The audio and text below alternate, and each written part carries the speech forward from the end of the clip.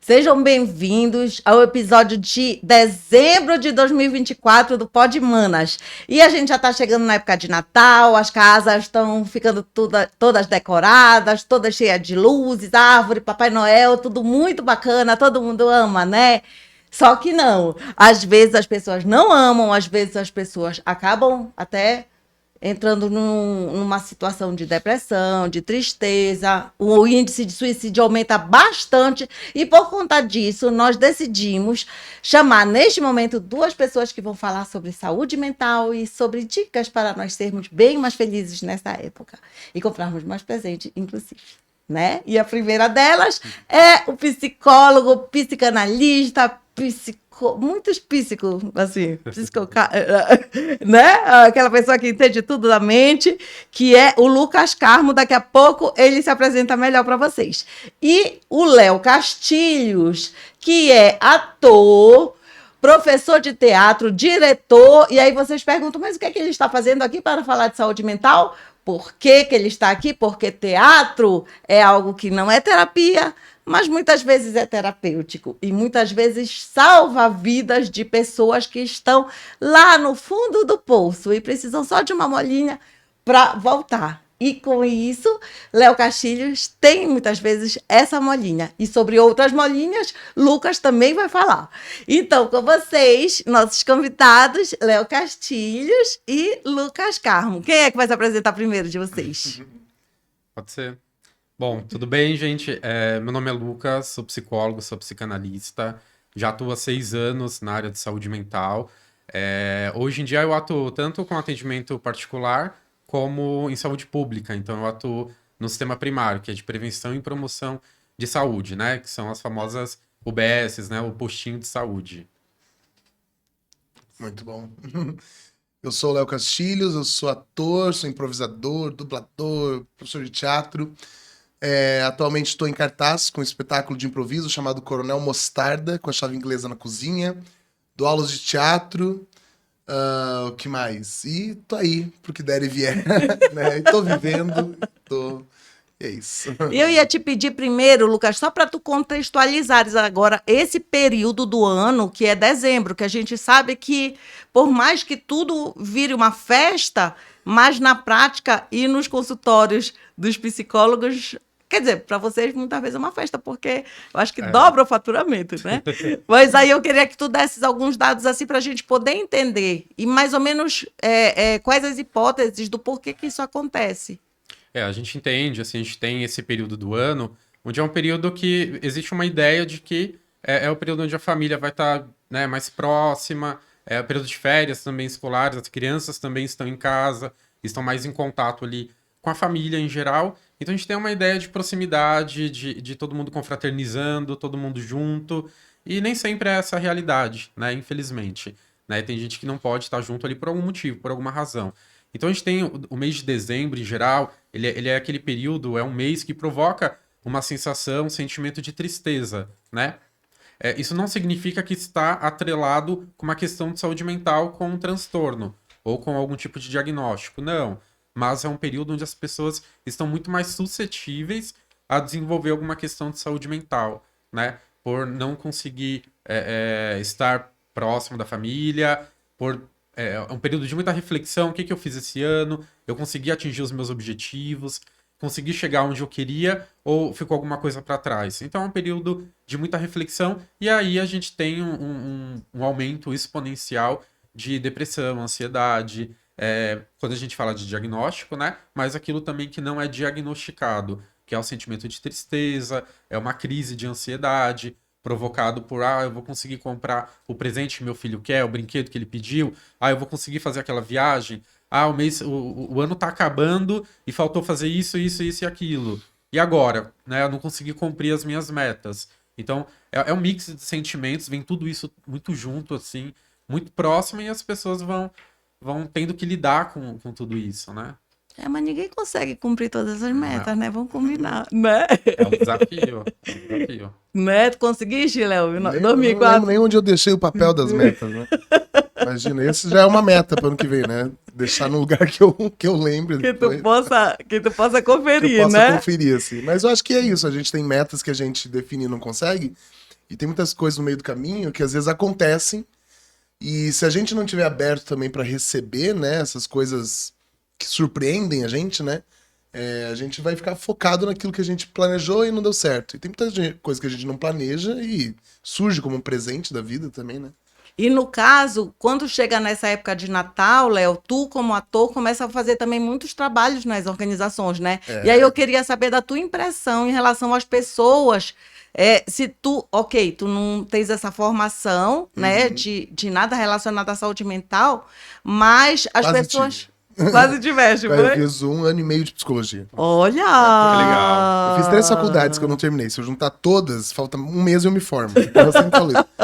Mas eu amo psicologia, depois eu continuei fazendo minha terapia pessoal, assim, né? E de todas as faculdades, uma que eu voltaria seria essa, assim. Psicologia eu acho encantadora. E acaba te ajudando esse Muito. pouco período que tu passaste, mas... Já me deu muita noção. Porque é isso, também 1 ano e meio, você já consegue conhecer, né? Num plano geral, assim, o que é, né? Quem são os autores, as autoras que mais importam, assim, né? No primeiro momento. Então eu fui ficando autodidata depois, né? Me encantei muito pela psicanálise, né? Fiz psicanálise pessoal uns 7 anos e fui estudando também. Então, né? No teatro, assim, eu entrei muito em contato com diretoras que usavam muito da bioenergética, assim, né? Terapia corporal, assim. Então, não tem. A psicologia atravessa toda a nossa vida, né? E principalmente no campo das artes, eu acho que é muito presente, né? Um diálogo muito próximo, né?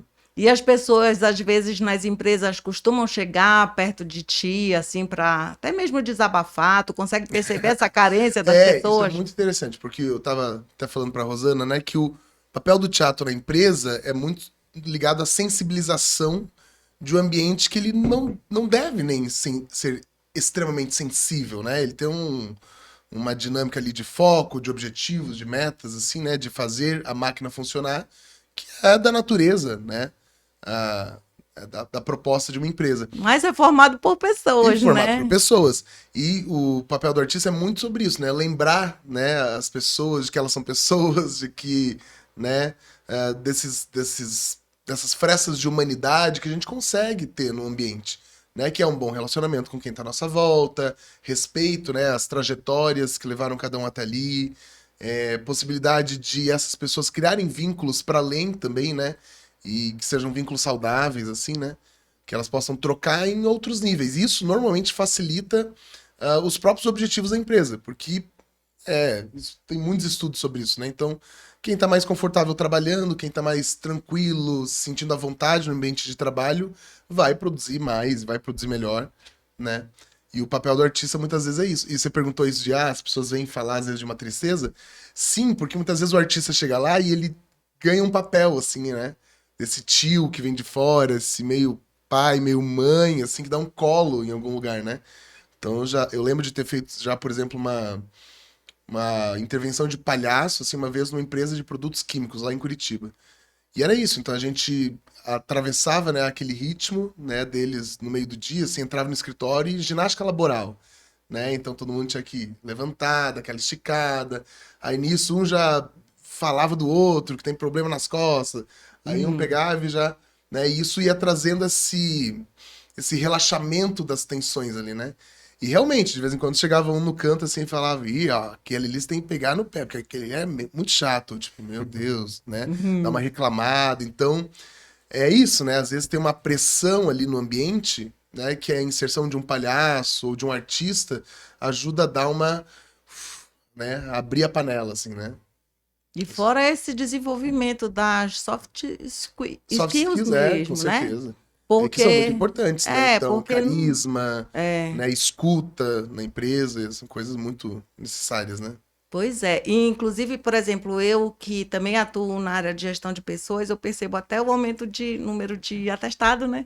Em Bastante. dezembro, gente, Nossa. sexta-feira e segunda-feira, pelo amor de Deus. Aí eu queria que tu pudesse dizer como isso acaba, Lucas, interferindo na performance organizacional mesmo, esse papel. Sim, sim. A gente tem existe um programa, né, que foi criado lá na década de 60, início dos anos 70, que é o QVT, que é o Programa de Qualidade de Vida no Trabalho, Uhum. né, que ele vem sendo disseminado aí há muito tempo, e a gente percebe que algumas empresas realmente conseguem colocar isso em prática, o programa em prática. Eu acho que o Léo falou agora sobre a questão das intervenções, né, nas instituições, ela é tão fundamental, ela é tão importante, porque ter uma pessoa que é de fora tá ali dentro, né, tá inserida naquele espaço, proporciona para que os colaboradores consigam também falar sobre o sentimento ou a sensação de estar ali dentro. Eu estava, enfim, lendo alguns estudos, existe um estudo que nos Estados Unidos 60% dos colaboradores não se sentem confortáveis a expor a questão da sua saúde mental no ambiente de trabalho. Com medo de represália, com medo de sofrer algum tipo de preconceito, você toma medicamento, você tem depressão, você tem ansiedade. Isso acontece aqui também, né? A gente tem uma legislação que fala sobre a questão dos atestados, que para colocar o CID, independente do CID, o profissional, né, o paciente, ele tem que autorizar. Então, se ele não autorizar, o CID não é colocado. Mas será que a empresa aceita? Tem empresa que não, que exige né, colocar o CID ali no atestado. Então, né, o quanto eu me sinto confortável Sim. em expor a minha situação de saúde ali na instituição da qual eu faço parte, né? O quanto isso vai impactar da forma que as pessoas me enxergam o meu trabalho, a minha produtividade, a minha competência, porque tá todo mundo suscetível, né, a ter uma crise de ansiedade, a ter um sintoma depressivo ou desenvolver algum transtorno de saúde mental, né? Hoje a gente tem 40% da população brasileira, né? A OMS diz que 1 a cada 5 pessoas tem um transtorno de saúde mental. Então é um número gigantesco. No Brasil, a gente já bateu recorde de afastamento por burnout, né, que é o esgotamento por conta do ambiente de trabalho. Então as pessoas estão com ansiedade, com depressão, e elas não falam sobre isso, têm dificuldade, sim, de expor tudo isso, e principalmente no trabalho.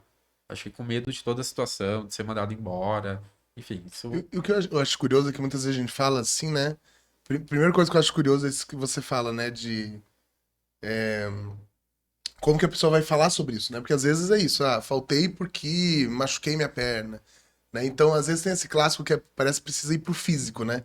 Então você tem que ter se ferrado fisicamente e isso estar aprovado, né? Mas como é que você diz, né? Hoje eu não consegui levantar da cama, né? Hoje eu fiquei me olhando no espelho 10 minutos e não sabia o que eu estava fazendo no banheiro, né? Que são, às vezes, sintomas da depressão, né? Que te impossibilitam realmente de tomar uma atitude, fazer alguma coisa, né? E o que eu acho curioso também é que a gente, às vezes, individualiza. Então a gente fala, é essa pessoa que está sofrendo no ambiente de trabalho. E muitas vezes são várias, né? Sim. E às vezes são dois, né? São duas pessoas, são dois mal dormidos, são dois, às vezes, depressivos, ou são dois, né, que tiveram um problema na noite anterior se conversando, né? Às vezes o chefe e o funcionário, né? E isso já gera uma dessensibilização. Porque a gente entra naquela mentalidade, mas se eu conseguir, por que você não consegue? Mas às vezes mas eu consegui, esse eu consegui, às vezes exigiu muito da pessoa.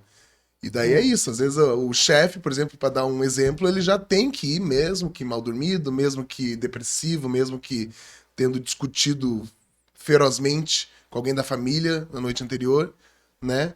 E isso já cria uma dessensibilização dele. Então, se alguém vem com essa demanda, às vezes, ele não vai olhar com sensibilidade, ele vai dizer, mas eu tive que atravessar isso, né? Eu também tenho boleto para Eu pagar, eu também boleto tenho pra pagar, problema em né? casa, eu também E tenho. isso só vai girando a roda da dessensibilização, né? Da desumanização, né? Do ambiente, né? E por isso que as empresas acabam sendo esses ambientes tão hostis, né? Sim. Justamente por conta da cultura, às vezes, e da ignorância. Eu, por exemplo, tive uma criação em que a minha avó estava muito presente. A minha avó era de outra geração, do interior do Pará, do interior da Amazônia, então ela ela quando começou a ver na TV, por exemplo, matérias relacionadas à depressão, gente, depressão, assim, sabe?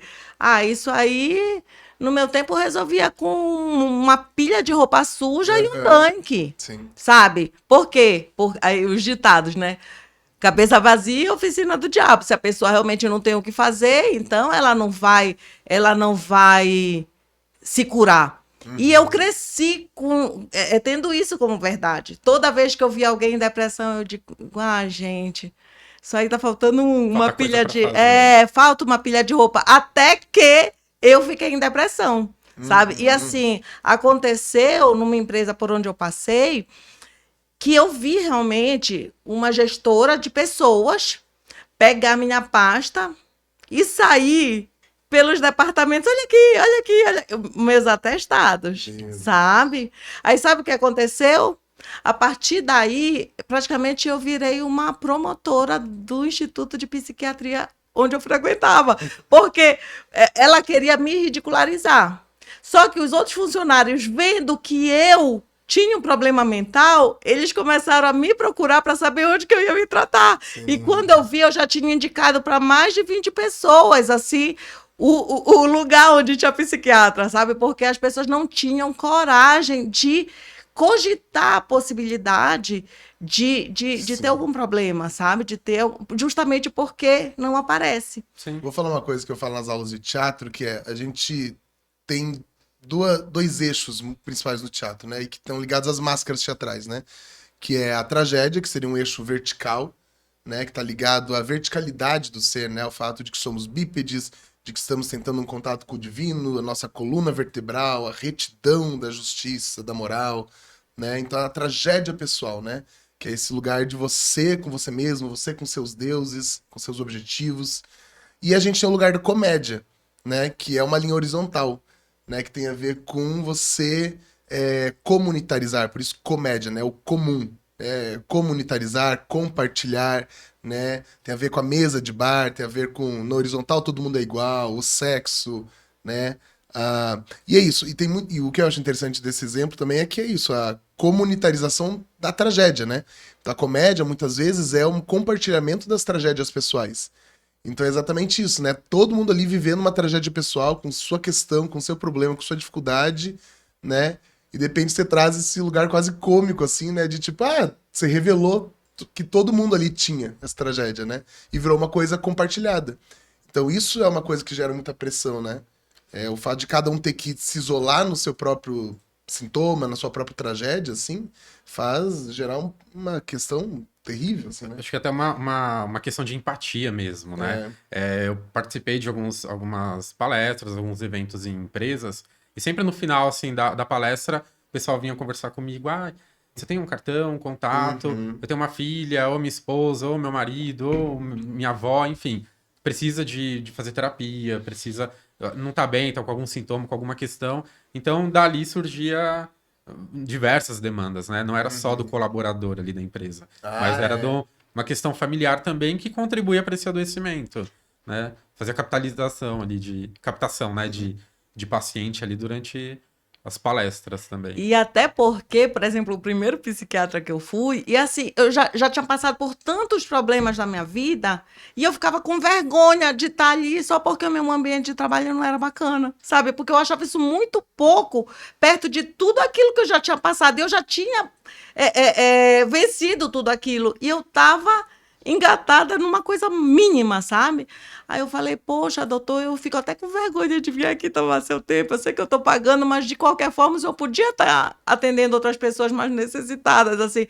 Falou, não, relaxa, a grande maioria dos pacientes está aqui porque eles têm que aprender a lidar com as outras pessoas que essas sim deveriam vir se tratar. Isso é um clássico, né? É um clássico. Eu estou fazendo terapia pelas pessoas que não estão fazendo terapia à minha volta, né? E é assim também na psicologia. Eu acho que também... Primeiro, explico qual é a diferença entre o psicólogo e o Psiquiatra. Psicanalista. Psicanalha. Psicólogo, psiquiatra, psicanalista e o psicótico. Nossa, muita coisa, muita língua. Tem as semelhanças também. A psicanálise, a gente fala que a psicologia ela é uma ciência, a psicanálise ela é uma filosofia, né? A psicanálise ela tem a base freudiana, o estudo do inconsciente. Então, para ser psicanalista, por exemplo, a formação, existe o tripé da formação de um psicanalista, que é a própria terapia pessoal, os estudos clínicos e a própria a prática clínica também, né? Então, o estudo do que tem enfim, nossa, me fugiu o nome. Estudar realmente psicanálise, né? Eu tô te perguntando isso porque recentemente eu tenho visto um aumento muito grande de pessoas de diferentes formações virando psicanalistas, entendeu? Então, assim, eu me formei em artes. Com 2 anos eu virei acho que até Psicanalista. menos, não sei se são 2 anos. Olha, Online, não é assim, regulamentado. não existe. Esse é um grande desafio, assim, que a gente tem, né? Eu conheço outros profissionais de outras áreas completamente diferentes atuando como psicanalista, né?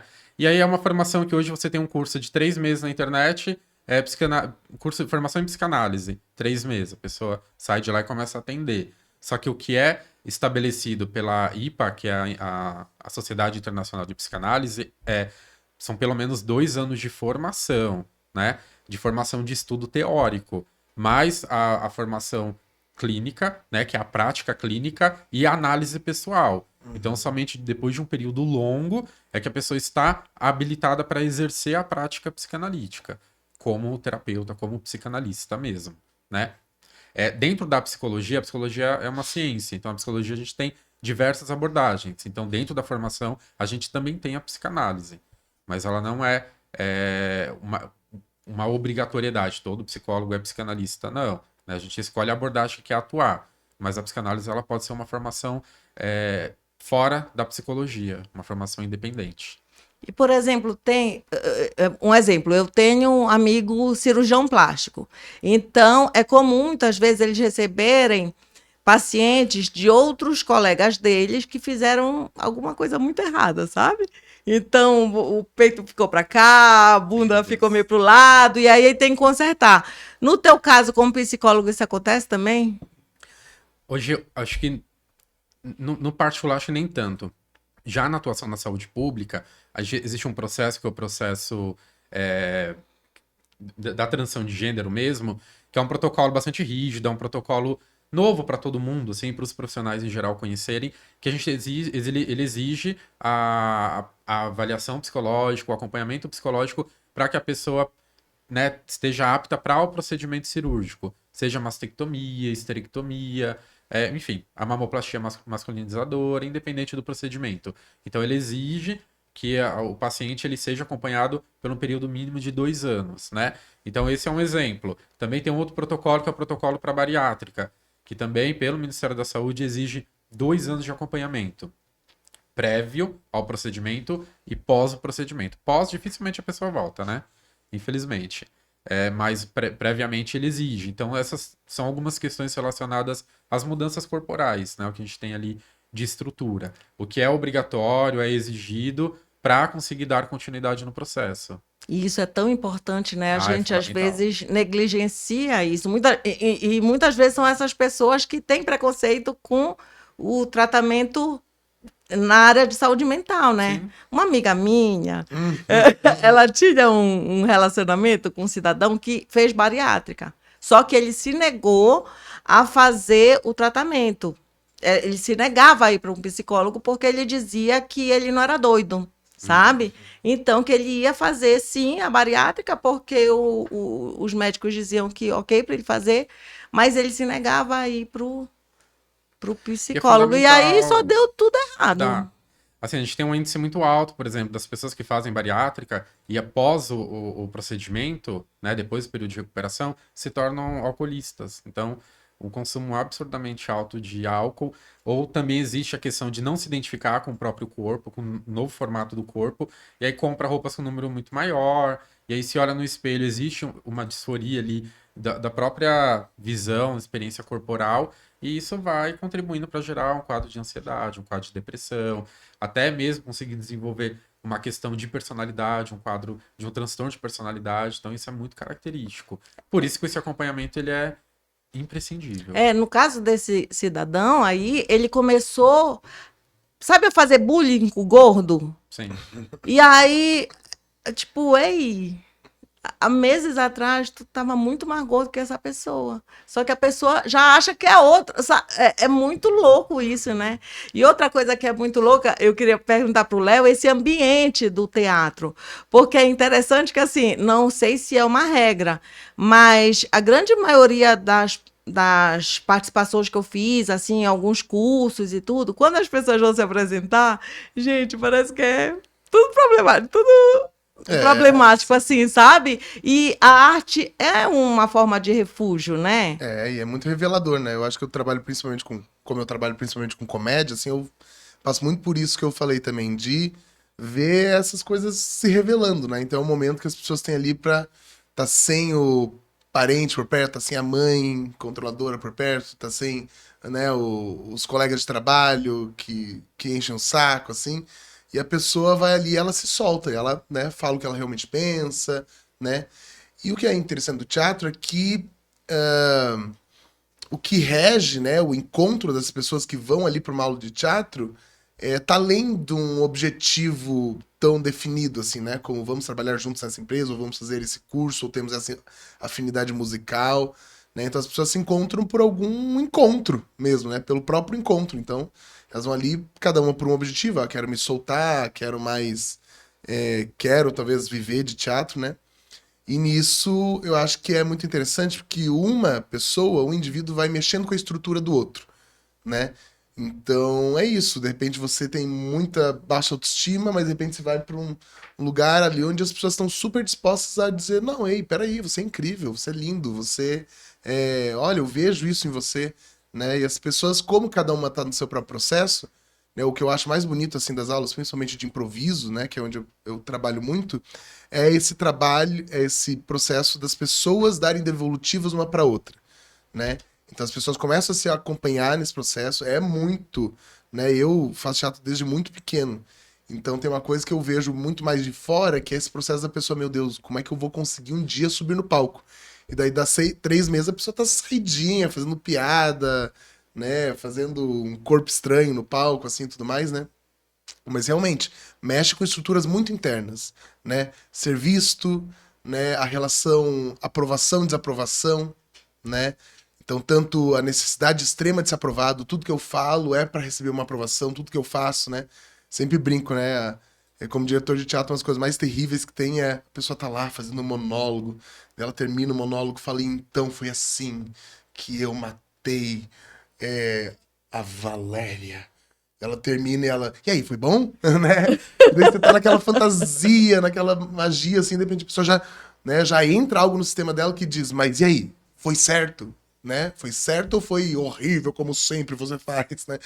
Então o teatro, ele mexe muito com esses fantasmas da cabeça das pessoas, né? E o ideal é tirar essas nuvens, tirar esses fantasmas pra gente entender realmente o que você quer, né? O que você precisa dizer, o que você quer fazer, né? Com esse espaço que você tem, né? E é isso, né? E tanto a necessidade de ser muito aprovado, quanto o medo de ser desaprovado, né? Se eu falar um palavrão, se eu mostrar um pouco mais da minha sexualidade, né? E se eu soltar essa opinião, né? Ou se eu for mais blasé, ou se eu for muito eufórico, né? Então o teatro é um lugar de valorização da pluralidade, né? Da subjetividade. Isso eu acho muito bonito, assim. Que é um lugar onde a gente valoriza o quão ricas e infinitas são as possibilidades de se ver o mundo, de se vivenciar o mundo, de se vivenciar o corpo, o gênero, né? O fato de sermos brasileiros, ou enfim, né? As emoções. Então é isso. Acho o que me encanta no teatro e que me faz encontrar muito propósito é isso, assim. Porque as pessoas chegam lá e a gente realmente atinge lugares assim da pessoa realmente descobrir algo de si que respeita a sua história, mas também propulsiona a pessoa para uma nova história, né? Para um novo querer ser no mundo, assim, sabe? Pois é, e assim, Lucas, eu não sei se eu já te falei, porque o Lucas é meu psicólogo. Ah, é? Então, se eu sou desse jeito, parte é culpa dele. Que bom, é um ótimo trabalho. É um trabalho difícil, imagina. Hoje eu li um meme, assim, que um diálogo, uma paciente falou pra terapeuta, né? Falou assim, nossa, mas por que a gente complica tanto as coisas? A terapeuta, a gente?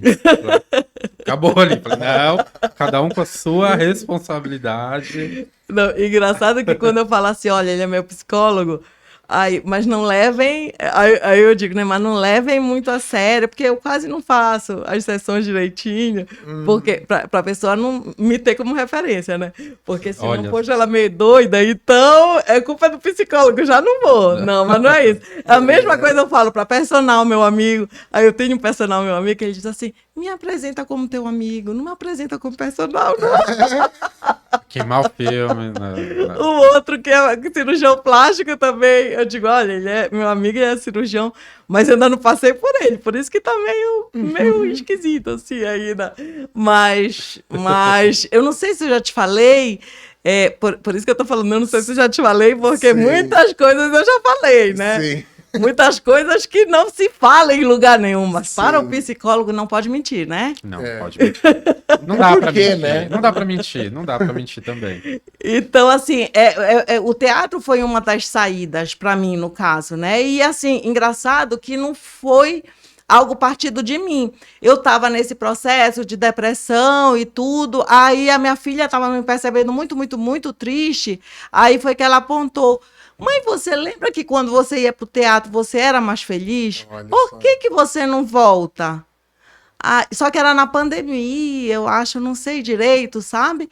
Mas era mais ou menos por ali. Aí eu disse, então vai que, né? Uhum. E aí eu fui, vi no Wolf Maia, como era para entrar e tudo, eu fiz lá um período, né? Porque lá é profissionalizante. Aí depois eu achei melhor não seguir, porque, enfim, era um curso técnico, né? E aí eu fui aqui para cheguei aqui para Léo Castilhos, que aí a gente começou a desenvolver coisas bem legais, né, Léo? E assim, num prazo nosso. Então, assim, é diferente de uma escola tradicional. Sim. E é interessante porque, para mim, como eu estava falando, não é terapia, mas acabou, como tu sabes, sendo algo terapêutico, né? E aí, recentemente, eu estava falando com uma amiga minha, mais precisamente ontem, e ela estava falando, Rosana, eu vi que tu colocaste lá nos teus stories, relacione 10 coisas que te façam feliz e ponha na sua rotina pelo menos uma delas. Ela disse, mas só que eu tenho muita dificuldade para encontrar uma coisa que me faça feliz. Uhum. E eu fico pensando, será que se não fosse a minha filha, eu teria identificado essa uma coisa? Aí eu falei, vai sem vontade mesmo, mas eu não sou psicóloga, né? Então, assim, talvez meu conselho não tenha sido muito bom. Aí eu queria saber de ti o porquê dessa dificuldade das pessoas, muitas vezes, identificarem algo que, às vezes, quando crianças faziam muito feliz, né? Quando, em uma outra época, as faziam muito feliz. Então, por que as pessoas têm tanta dificuldade assim de identificar suas próprias emoções? Acho que isso faz muito sentido quando a gente pergunta pra pessoa. Me fale 3 qualidades e 3 defeitos que você tem.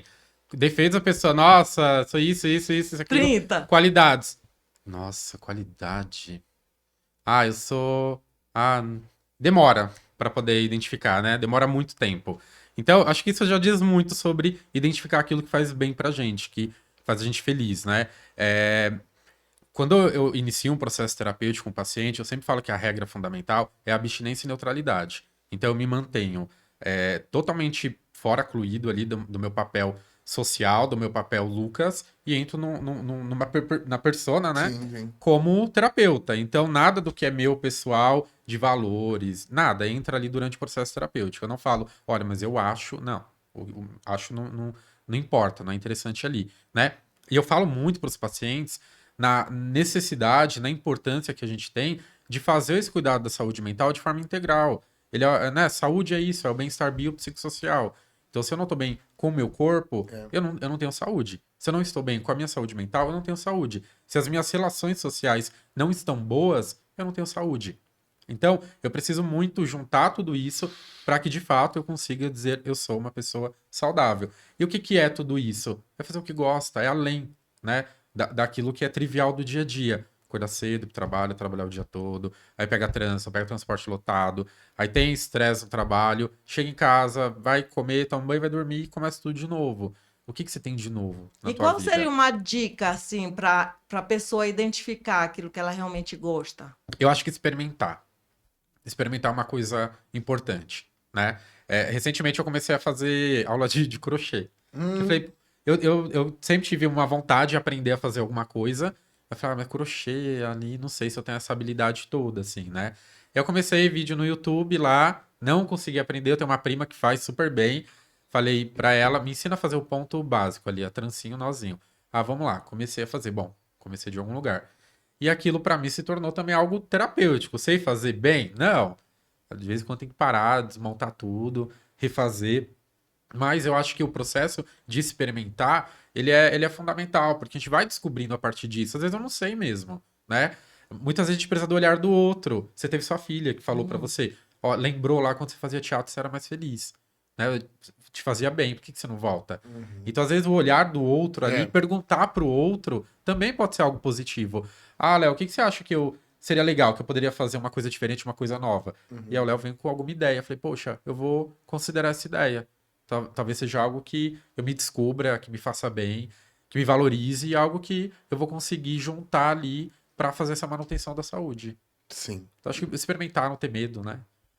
Coisas E, novas, e diferentes. é interessante porque tu deste um exemplo simples aqui, mas eu fiquei imaginando quantas famílias hoje chegam em casa à noite, como tu disseste, após uma jornada longa e exaustiva, e sentam e conversam. É raro. Uhum. E é tão básico, né, do ser humano, a comunicação. Acho que a gente tem sofrido, assim, pra gente que tá na saúde pública, na atenção primária, né? Que chega muita criança ali, muito, atendo praticamente todos os dias. Crianças com sintoma de TDAH ou então TEA, né, que é o autismo, o déficit de atenção e hiperatividade também, ou adolescentes com a questão de isolamento social, tem pânico, síndrome do pânico, não consegue sair de casa, não consegue ir para a escola. E ali, quando eu vou fazer a anamnese, que é um questionário básico ali com a família, seja com a mãe, com o pai, infelizmente as mães são as que mais vai, né? As que mais levam as crianças, né? Enfim, eu vou questionar básico ali, como que é a rotina dessa criança? Como que é a rotina desse adolescente? Ah, acorda, vai pra escola, chega da escola, pega o celular, e aí fica até de madrugada. Eu não sei a hora que vai dormir, porque eu tenho que dormir cedo, porque eu trabalho no outro dia. Então, é uma rotina totalmente empobrecida, não tem muito Uhum. investimento, não tem nada de novo, nada a mais para eles fazerem. Então, uma criança que, por exemplo, e eu pergunto para eles, né? Para criança, eu sento no chão, eu brinco, trago jogos ali de montar e de memória e tudo mais, e eu pergunto para criança, quanto tempo dura um vídeo do TikTok? Ah, sei lá, 30 segundos, um minuto. E um story do Instagram? Ah, no máximo um minuto. Tá, e você consegue assistir? Ah, assisto vários. O dia do Kawaii, eu descobri um outro aí que eu não lembro agora. Eles sabem tudo, né? Vai lá e fica lá passando, passando, passando. Falei, beleza. Você consegue prender a sua atenção por um minuto. Chega na escola, uma aula dura 45 minutos, uma hora. Passou um minuto, acabou. Você não consegue se concentrar. Porque você está ensinando para o teu cérebro que ele só vai Uhum. manter o foco por um período muito limitado. E aí não consegue aprender, não absorve informação, nada. Aí chega pra gente lá no consultório, eu acho que tem TDAH. Ou então, ó, tem autismo porque não interage com outras crianças. Porque tem uma hipersensibilidade auditiva. Falei, tá, mas ele não convive. Ele não tá indo pra escola todos os dias. Ele não vai num circo escola, ele não vai num céu, ele não faz alguma outra atividade extracurricular. Ele tá com a rotina extremamente empobrecida. Então isso se torna um sintoma. E quando a gente tenta inserir tudo isso, né? E eu falo para criança, mas nos adultos isso também tem aparecido com muita frequência, né? Eu acho que é essa busca por, eu acho que eu tenho TDAH. Tenho dificuldade para me concentrar, manter o foco no trabalho e tudo mais. Isso tem surgido muito também para os adultos. Então, eu acho que se a gente para olhar para a rotina, o que, que eu tenho feito ali de forma automatizada, a gente encontra a resposta, né? Claro que existem os diagnósticos, a gente tem o DSM, que é o manual de diagnóstico, a gente considera os critérios, é uma avaliação multiprofissional, é psicólogo, é psiquiatra, é um neuro, então o terapeuta ocupacional, o fonoaudiólogo, para conseguir fechar um diagnóstico de forma assertiva, né? Mas é um processo e eu acho que a rotina, a cultura, o dia a dia essa falta de estímulo tem contribuído para esse adoecimento de forma muito generalizada. E aí a gente chega nesse adulto problemático, né? Problemático. E, inclusive, hoje, as empresas, elas, lógico que querem novos talentos, querem gente nova, gente com gás, mas essa nova geração está apresentando muito esse tipo de problema, de pouca tolerância à frustração, de querer as coisas que aconteçam de uma forma muito rápida, né? E aí eu queria, Léo, que agora, recentemente, tu tiveste esse trabalho com adolescentes, né? Sim. Pessoas que daqui há 3, 5 anos já estão no mercado. Sim, sim. E aí, como que faz com esses jovens para tentar pôr na linha, assim? É porque assim, eu não quero cair no lugar comum de falar geração nem, né, que fala, Nem, tipo, nem estuda, nem estuda, nem trabalha, trabalha. nem quer coisa nenhuma, quer Sim. tudo na mão. Mas, às vezes, a gente acaba identificando esse tipo de comportamento, infelizmente. É, o que é pôr na linha, né? Porque, por exemplo, eu acredito, né? Eu acho que existe essa linha que ela é interna mesmo. Então, acho que existe uma tranquilidade que às vezes falta até para o pedagogo, para, né, ou para os pais, assim, que é acreditar que existe uma linha organizadora interna do adolescente ou da criança, né? E que a partir do momento que ele é estimulado a coisas benéficas e construtivas, e de que ele é respeitado também na sua essência, assim, ele mesmo se direciona, né? Então é isso. Não importa, assim, não importa o externo, né? Às vezes é isso. A gente vai se assustar porque o adolescente tá só usando preto, né? E ele tá emo, ele tá gótico, ele tá, né? O que tá acontecendo? E às vezes é isso, né? Mas a partir do momento que talvez essa estética é respeitada, né? O que realmente importa disso tudo, né? O que ele vai fazer? Ele tá olhando a vida num espectro um pouco mais cinza, ele tá mais Bukowski, ele tá mais Augusto dos Anjos. É uma forma de ver a vida. Por isso que eu falei, né? A pluralidade das subjetividades, né? Porque é uma das formas de se ver a vida. Todos nós passamos por momentos mais melancólicos, né? Então é um momento, é uma fase, e o que eu acho que é o segredo aqui que eu descobri Para acessar para esses acessar o jovens. adolescente, que é a missão, é o projeto, sabe? Então eu, como professor de teatro, eu não chego tentando fazer eles gostarem de mim, porque adolescente não se engana, sabe? Isso não engana o adolescente. Impossível. Então você não chega dizendo, eu sou o tiozinho legal, sabe? Isso, pra mim, não funciona, eu me sinto ridículo nesse papel, me sentiria, né? E também é não ficar querendo impor algo a eles. Não, mas vocês são safados, vocês não gostam de estudar, né? Então, essa malícia, às vezes, que é imprimida sobre o adolescente, né? Então, esse olhar, assim, turvo, né? Que é uma projeção, às vezes, da figura de autoridade, isso fere muito eles. Porque ali a adolescência é um lugar de construção de personalidade, é um lugar em que eles estão às voltas com eles mesmos, né? E as coisas estão convivendo, estão coexistindo ali dentro. Então, tá coexistindo, sim, existe um lado que é sombra, né, do ser humano, né, mas está coexistindo com uma luz, né, com aspectos bons, né? Então, às vezes, a pessoa... É isso, eu não vou me delongar muito sobre isso, mas o que eu acho que funciona nisso tudo, e que sempre funcionou nas 3 ou 4, né? Eu acho que principalmente 3 peças assim, que eu dirigi com adolescentes eu cheguei com um projeto apaixonante. E eles todos se voltaram para aquilo e isso moveu. E daí independe, né? Se eles gostam de mim, se no nível pessoal, né? Independe se eles se gostam entre si ou se eles têm uma super intimidade entre si. Mas o adolescente, eu acho que ele é muito movido pela causa, né? Então, 4 vezes, agora eu lembrei. Então, nessas 4 vezes, uma que eu escrevi uma peça para adolescentes, outras 2 que eu escrevi e dirigi, e agora a última que eu dirigi era uma peça de improviso com adolescentes, onde eu ataquei muito foi isso. Eu propus algo que eles ficassem tipo, uau, endoidecidos. Isso é muito bacana. Né? E eles querem ir atrás, eles vão e estudam e trazem resultados. E é isso que daí vai fazendo eles quebrarem camadas, quebrarem preconceitos. Né? Eu até uma das últimas peças que eu dirigi, assim, tinha uma convivência ali de alguns adolescentes, por exemplo, uns 3 que eram muito amigos e amigos de, sei lá, jogatina, né, RPG, assim, Não sei nem se pode falar que RPG é jogatina. mas, mas é isso, amigos, assim, tal. E tinha um colega da classe que era mais cristão, assim, né? Que ele citava coisa da Bíblia, era quase uma senhora do WhatsApp. Nesse sentido, assim, de que ele mandava mensagem, versículo no grupo. E um apaixonado, assim, né? Sobre o que você quer falar? Daí um falava, eu quero falar sobre a banda, não sei o quê. Eu quero falar sobre o joguinho, eu quero falar sobre Cristo, né? E é engraçado que isso, eu senti um leve preconceito contra isso, inclusive, né? Coisa que em outros momentos talvez fosse o inverso.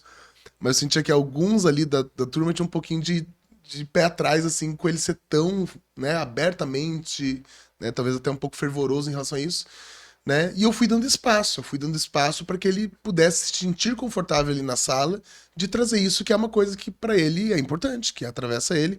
E no mesmo tanto eu não julguei o que quis falar sobre o joguinho. Então aí que tá, o quanto que a gente consegue, é capaz de respeitar, né, o acúmulo que esses adolescentes têm também nos seus breves, o quê? 14, 15 anos de vida, né? Mas nesse pouco tempo, para nós que já temos lá nossos 20 e tantos, 30, 40, 50, né? Parece pouco, mas nesse pouco tempo é o tempo que a pessoa tem. E nesse tempo ela acumulou coisas, conhecimento, visões de mundo, né? E esse é o material que me brilha os olhos, né? O que que você sabe da vida, né? Nesse tempo, né? O que que você pode trocar com os colegas? E é isso, né? É nesse movimento, assim, de empatia, né? E de valorização do outro, que é isso, que o brutão vai ficando, vai mostrando que na verdade é um sensivelzão, né? Que a menina, a moça frágil vai mostrando que ela é forte, que ela bate de frente, né? Que o nerd vai se mostrando alguém capaz de ser visto, né? E desejado entre os colegas, as meninas, né? E é isso, e eu acho que o teatro é muito legal por causa disso, né? Porque você chega com uma máscara e a partir do momento que você diz, estou usando essa máscara na sociedade, você vai se despindo dela e vai aprendendo que existem outras máscaras, né? Então, isso daí com adultos funciona muito também. A pessoa chega, ela é muito boazinha, muito boazinha, muito boazinha, muito boazinha. E daí você vai ali colocando ela na panela de pressão do teatro e de repente ela. E tem um dia que ela surta e que ela fala e que ela manda todo mundo a merda, né? E daí ela descobre que ela tinha essa outra possibilidade dentro dela, né? E ela começa a aprender a dominar essas duas possibilidades, né? Então você não fica preso numa só máscara, né? Você pode se desfazer daquela máscara que talvez te oprima até então, né? Eu falei da boazinha, mas tem tantas outras, né? É, a máscara do inteligentão, né? Sempre tem que falar uma coisa inteligente. E até os próprios artistas sofrem com isso, né? Às vezes a própria máscara do engraçado. Sempre tem que ser engraçado, sempre tem que ser engraçado, tem que ser engraçado, engraçado, engraçado. E de repente é uma pessoa que é um poeta, mas a pessoa quer estar falando da sogra, da ex, do cu, pra ser engraçado, mas você acessa a pessoa e você diz, você é um poeta, você é um sensível, sabe? Né? Então é isso, você pega o cara que só quer falar dos encontros e da zaração e de como, né? De como ele é top, e de repente você descobre que ele é um enamorado, né, da comédia de arte, que ele é um apaixonado, né, e de que ele que teve uma pessoa que feriu uma vez o coração dele e a partir de então ele se tornou o garanhão, sabe? Então, isso é fascinante no teatro, assim, sabe? Eu acho que o trabalho da máscara, né? Você desconstruir as máscaras pré-concebidas, né? E sim, por que não aprender a usar outras, né? É, e nesse trabalho de usar as máscaras, a gente está voltando ao princípio que é assumir que são máscaras e que por trás delas existe sim um indivíduo que é além das máscaras, né? Que é além das máscaras e que ele não consegue se fixar. Ele é impermanente, né? É um indivíduo que uma hora tá assim, uma hora tá assado, né? Um indivíduo que uma hora gosta mais dessa banda, uma hora gosta mais de pagode, outra hora precisa de um rock and roll. Agora eu quero sushi, de noite eu vou comer, né? Sei lá, nachos. Hoje eu gosto de menina, amanhã eu gosto de menino. E por aí vai, né? E isso desfaz essas polarizações bestas, né? Que separam a gente, né? Que dividem a gente do outro. Então eu chego lá com a Rosana e é isso. Eu sou cinéfilo, né? Eu sou de esquerda e eu, sei lá, né? Sou desconstruído. E daí eu encontro a Rosana, que é uma mais velha que eu, e ela tem um tom empresarial, né? Então, E tudo. daí eu falo, nossa, ela é fechada, ela é careta. E ela vai olhar pra mim e falar, ele é vagabundo, ele é, sabe? E é isso, até que a gente faz exercícios em dupla, a gente brinca ali, de repente, a gente tá rindo junto na aula de improviso. Epa, como assim? Como assim eu me senti tão à vontade com essa pessoa? Que a princípio seria, né, uma máscara, né? E é interessante isso que tu falaste, porque de alguma maneira, assim, nós como seres humanos, lógico que a gente quer ser respeitado pela individualidade, mas essa necessidade de fazer parte de um Ah, por todo, favor, isso sim. está sempre Existe. muito presente e é algo que é um desafio contínuo nas empresas. Porque Uhum. quem é que tem paciência hoje de posicionar cada um daqueles funcionários, explicar como que eles são importantes naquela Sim. engrenagem, seja a senhora que faz o café, seja um gerente, Isso é seja, muito bom, sabe? porque eu acho que tem uma coisa muito preciosa nisso, que é. Eu tô indo por um caminho de conversa, mas acho que tem a dialética disso, que é. Por que valorizar as individualidades? Para tornar as pessoas mais individualistas? Não. Porque a partir do momento que você cede um momento para valorizar essa individualidade, o momento da coletividade também vai ser potencializado. Se a pessoa está confortável de que ela está sendo vista, de que ela está sendo aceita no grupo, o momento que agora todo mundo tem que fazer esse movimento para ficar bonito a música, para ficar bonita a coreografia, as pessoas entendem. Porque elas estão dispostas a fazer algo pelo todo. Porque o que acontece? Quando você pega uma pessoa que já está com a individualidade totalmente tolhida, ela não é escuta, ela não é escutada, ela não é aceita, né? E de repente você chega para ela e diz: não, mas você tem que fazer isso pela empresa, pelo Brasil, você tem que fazer isso pela sua família. Nossa, isso é uma ofensa quase para essa pessoa que está sofrendo com essa falta de escuta, com essa falta de valorização. Então, a partir do momento que estamos todos valorizados, estamos todos escutados, estamos todos vistos, agora isso que a gente vai fazer, esse grande movimento, é pelo coletivo. E todo mundo, oba, pelo coletivo é bom, né? Um projeto Vale a comum. pena, vale a pena. Um Né? projeto comum. Porque Então, nesse assim, coletivo eu sou escutado, eu sou aceito, então por que eu não faria algo pelo coletivo, né? Isso é muito bonito. Eu acho que uma questão que era. Eu não sei se hoje em dia as empresas têm atuado isso de forma prática, assim, como, enfim, um processo. Mas eu lembro que uma das primeiras empresas que eu trabalhei, logo quando eu entrei, eu tive um processo de integração. Eu acho que isso foi tão enriquecedor porque a minha área de atuação era departamento comercial. Então era assistente de vendas, né? Era uma empresa automobilística de vendas de carros. Então eu passei uma semana de integração, um dia eu fiquei no financeiro, outro dia eu fiquei no administrativo, outro dia eu fiquei na recepção, outro dia eu fiquei com o pessoal da Copa, no outro dia eu fiquei, enfim, andando no showroom. Então, acho que tudo isso permitiu eu entender um pouquinho do funcionamento daquela instituição como um todo, entender todas as partes são importantes, né? Elas estão interligadas, elas são necessárias para que a engrenagem de fato consiga encaixar e rodar ali de forma harmoniosa, né? Acho que o Léo estava falando muito sobre a questão do adolescente, de acessar os adolescentes. Eu faço muito grupo terapêutico na unidade também, na UBS. E eu percebo, né, perguntando para eles, né, plano de futuro, qual área que você quer atuar, com o que você quer trabalhar, muitas vezes eles não sabem. Eu acho que, não sei de que forma que isso tem sido apresentado para eles, assim, que trabalhar é bacana, né? Ser independente é importante, é interessante, é fundamental, né? Faz a gente se desenvolver de vários aspectos. Então eu vejo adolescente, eu acho que eu consigo acessá-los muito bem quando eu trago um projeto que eu tenho início, meio e fim. É isso que a gente tem que fazer, né? Que eles se encantam com aquele projeto, com aquela ideia, e principalmente quando tem um desafio. Então eu falo, ó, a gente vai trabalhar tal coisa. Será que vocês vão conseguir? Será que vocês vão atingir, vão descobrir qual que é o objetivo? Ah, não, a gente consegue, com certeza. Eu falei, bom, não sei, vamos ver, né? E aí eu acho que, não sei, eles não são, eu vejo que muitos adolescentes, assim, eles não são provocados em vários ambientes, né? A escola tá lá para poder educar, para poder ensinar, né? Pedagogicamente falando, né? Claro que a educação vem de casa, mas eu percebo, acho que isso é muito claro para a gente que esses dois setores estão, sim, com muita dificuldade. Então, como que essas crianças e adolescentes vão se tornar lá na frente?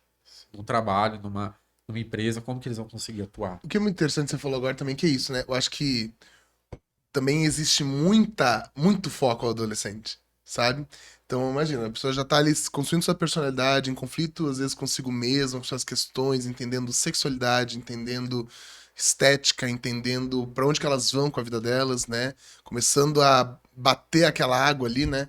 De que elas vão ter que conseguir o próprio dinheiro. E, e existe um extremo foco, né? E aí, o que você vai fazer com sua vida? E aí, esse cabelo? E aí, esse namoradinho? E aí? E aí? E aí? E aí? E aí? E aí, né? O que você vai ser quando crescer? Que você vai ser quando crescer, Para né? um cidadão Você com não é 10 anos de idade. você não é adulto o suficiente para tomar suas próprias decisões, mas você já é grande o suficiente para ter essas responsabilidades que eu tô te colocando. E aí o que acontece? Que eu falei também de colocar projetos apaixonantes, né? Que é isso, é você ter a sensibilidade ali de o que pode mover essas pessoas. Porque esse movimento desvia um pouco o foco, esse foco extremo do indivíduo, sabe? Então, sim, as pessoas querem e precisam ser vistas, mas às vezes a gente quer também relaxar um pouco das nossas questões internas. A gente às vezes quer, por isso que tem a coisa de se distrair, do ficar rolando, porque às vezes a gente tem um movimento natural de se distrair da gente, né? Mas e quando a gente pode se distrair da gente fazendo algo que vai ser benéfico pra gente mais pra frente? Que é as coisas terapêuticas, do crochê, né, do teatro. Então, como talvez a gente, enquanto está montando essa peça, eu me distraio um pouco das minhas questões mais profundas, internas, de personalidade e tudo mais, e eu trabalho a favor do grupo, que vai ser a favor de mim, porque eu tô gostando da peça que a gente tá fazendo, eu tô gostando do projeto que a gente tá fazendo, né? E depois eu olho para aquilo e tenho uma sensação objetiva de olha o que eu fiz. Não é olha o que eu sou, é olha o que eu fiz, né? Então acho que isso é muito potente assim também, né? Porque às vezes a gente cria também esse foco em sociedade sobre o adolescente. O adolescente fica tipo, meu Deus, né? E por incrível que pareça, o adolescente ele quer se sentir útil. Sim. Isso é pouco dito, assim, mas o adolescente quer se sentir útil. Talvez ele não queira ser útil pra herdar a lojinha dos pais, talvez ele não queira ser útil pra seguir a sexualidade que os pais estão dizendo, talvez ele não queira ser útil pra passar em primeiro lugar em medicina, mas ele quer ser útil pra sociedade, ele quer, né? E essa confiança a gente precisa dar, eu acho que pros adolescentes, assim, né? Eles querem, né? Ao mesmo tempo que eles querem ser vistos, ter espaço, tudo mais, né? Então, acho interessante isso. Às vezes é sobre dar palco, né? E sobre dar foco. E às vezes é sobre desviar esse foco para algo, para uma ação. Então, o teatro é muito sobre ação, né? Dramaturgia, né?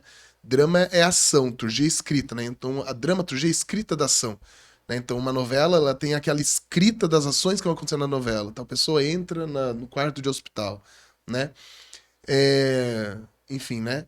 Então a ação é muito importante no teatro às vezes, né?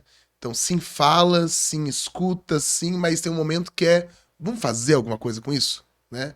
Vamos e que tem esse lugar também do vamos empreender, né? Vamos empreender uma aventura, vamos empreender uma coisa, né? E esse movimento do estar em movimento em grupo, né?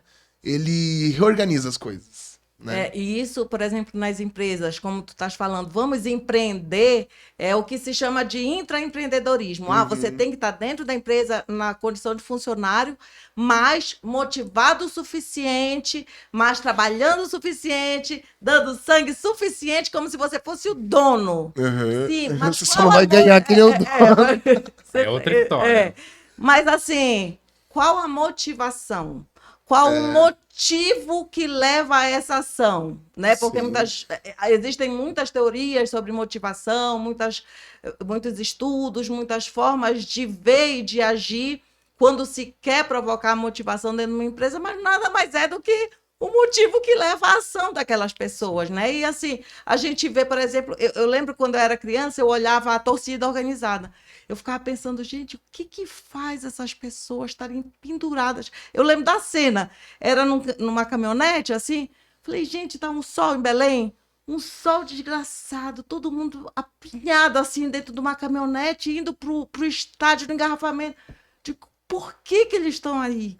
E O aí, comportamento do grupo, né? sabe? Faz muito sentido. Mas é a questão da paixão, como tu estavas dizendo. Claro.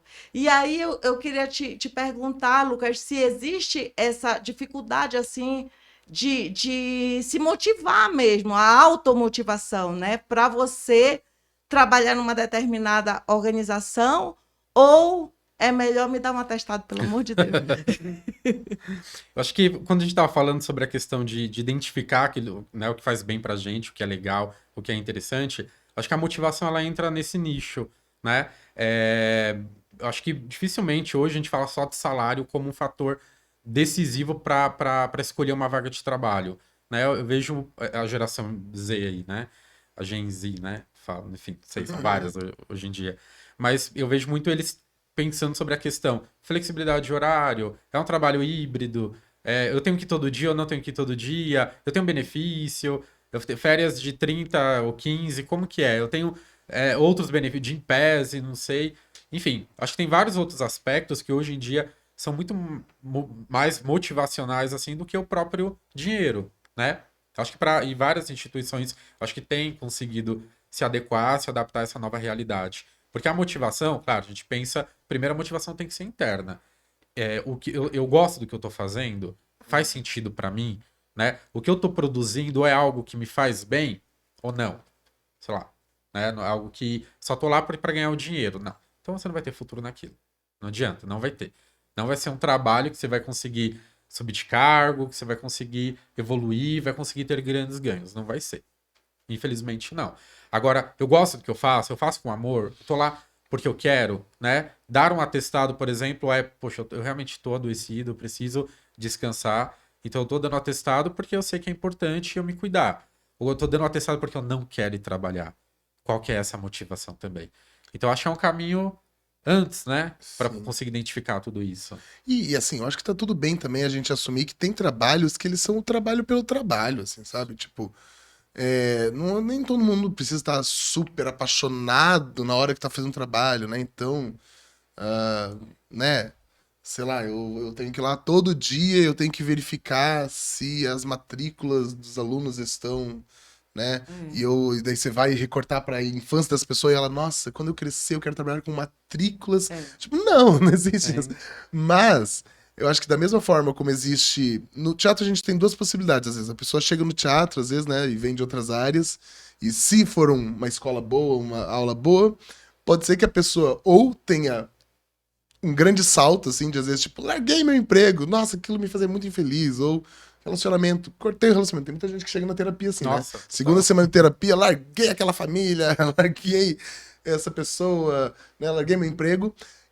Mas tem uma grande parcela que fiz modificações benéficas no ambiente que eu já tava, né? Isso já ajudou muito. Então, assim, pode ser que tenha a pessoa que tá lá, né, trabalhando nesse negócio que eu falei, né, de verificação de No matrícula, e nível mais ela operacional, no né? mais operacional, e ela diz: o que que eu tô fazendo aqui? Meu grande sonho é ser uma bailarina do Balé Bolshoi. Perfeito. Ah, E então eu tô fazendo isso para bancar o meu sonho de isso, bailarina. Aí sim, tem e que tem É a colocar. é isso. motivação É. também, né? Então tem um lugar que pode ser que ela queira largar tudo e ir direto pro sonho, e tem um lugar de aquilo ganhar propósito, A né? construção do sonho ali, A né? construção do sonho, aquilo ganha propósito. Então, por mais que seja o personal vazio em certo aspecto em relação ao sonho final, mas aquele se torna um espaço, né, de acesso, né, ao que a pessoa realmente quer.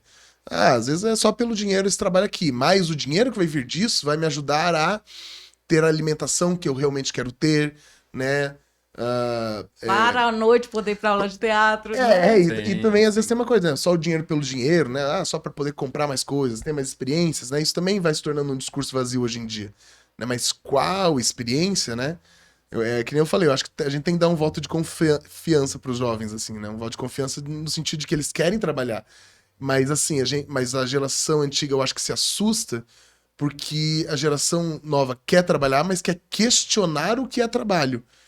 E nesse movimento de questionar o que é trabalho, mas o que é uma escala 6x1?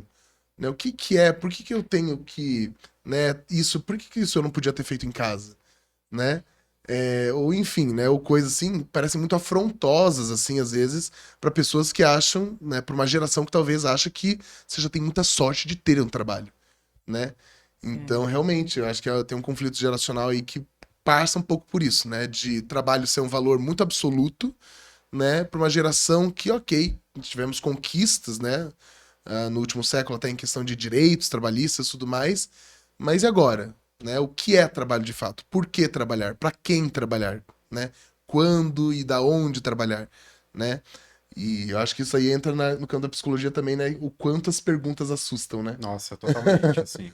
Eu acho que né, o nosso papo aqui tem levado muito para a questão dessa análise interna mesmo, dessa identificação, né? Acho que não só para... Porque o próprio questionamento, por que que eu estou nesse trabalho? Qual que é a minha motivação? É para subsidiar um sonho, né? É para eu construir o caminho que eu quero seguir daqui em diante? Ou não? Às vezes a pessoa realmente, não sei por que que eu estou nesse trabalho. Né? Acontece na terapia, como não sei por que que eu tô nesse Porque relacionamento. tem que trabalhar. Eu não tô porque eu ajo não sei por que que eu tô agindo dessa maneira. Então, no processo terapêutico tem esse viés, que é fantástico, né? A gente fala que é quando a pessoa ela consegue, de fato, olhar ali pra dentro, enxergar aquele aspecto e tem, opa, né? Um toque ali, um sinal ali, e fala, não, realmente isso não faz sentido. Então, eu consegui acessar esse conteúdo, né? E quando a gente se questiona, a gente desperta para muita coisa, né? Para o que está fazendo ali de forma automatizada, para o relacionamento no qual eu faço parte, e relacionamento não só afetivo ali, mas relacionamento familiar, relacionamento de trabalho, enfim. Então, acho que esse aspecto, assim, né, ponto faz total sentido. Que é o que eu acho que artistas e psicólogos concordam muito, que é isso que eu tinha falado antes, que é esse organizador interno, né? Confia, a pessoa, ela quer fazer uma vida acontecer, ela quer trabalhar, ela quer ajudar uma família, ela quer fazer o país dela crescer, sabe? Tipo, e o que fere muitas vezes é isso, essa desconfiança, né? De que você, né, tá depressivo e tá se fazendo de depressivo. Não, é só lavar uma louça, né? E na verdade é isso. Não, a pessoa, se ela for estimulada, se ela for ouvida, né, ela naturalmente vai mostrar esse melhor lado dela, né? É, e isso é benéfico para todo mundo. Ela vai ser mais produtiva, ela vai ser mais interessante, né? Ela vai construir histórias melhores, relacionamentos melhores, né? Vai consumir de uma forma mais inteligente, né? Mas, por exemplo, tu, Léo, tu tens condições de opinar. Mas no caso teu, Lucas, que tu és um profissional da saúde, tu tem o direito de Interpreta. ouvir, né? Eu vou dar só Interpreta. uma brecha que é isso. Uma das coisas que me tirou da faculdade de psicologia, por mim mesmo, primeiro foi esse salto que eu falei, né? Eu falei, por um lado, a psicologia, ela tava ela era uma ponte para eu ser um melhor artista, né? E por outro, mas eu fui a pessoa que quis dar o salto. Falei, vamos logo pra essa vida de artista, desde os 6 anos fazendo isso, né? Vamos logo, né? O que você precisa? E daí, tipo, né, o que eu precisava, né, para ser um artista, assim, como eu realmente queria ser, assim, né? E uma das coisas que eu pensei, eu falei, nossa, é muita responsa ser psicólogo, né? O que você fala, né? Não é só falar, não é só uma opinião de boteco, assim, sabe?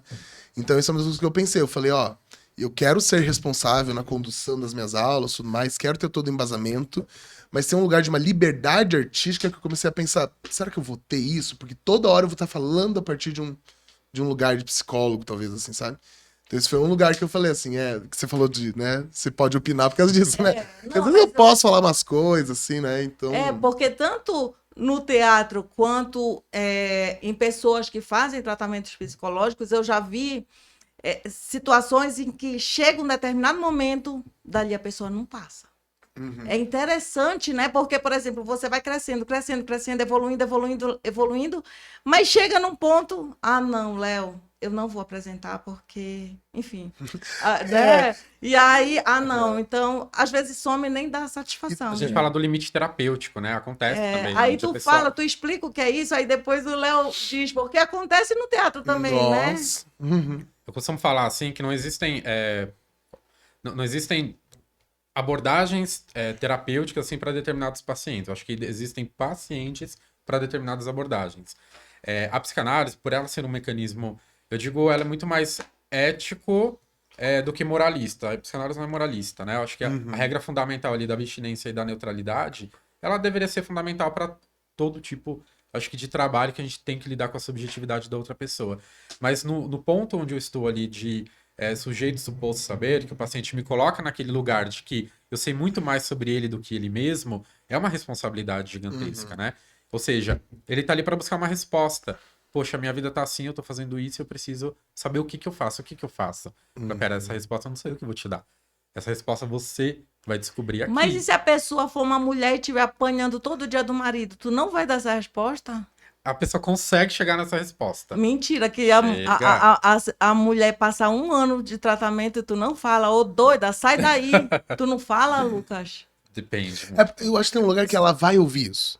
Ela vai ouvir isso de Ela outros depois lugares. internalizar, porque ela pode ouvir isso do irmão, do primo, da vizinha, do vizinho, mas pra ela aquilo não é uma realidade. É. Identificação, por exemplo, de um relacionamento abusivo, né?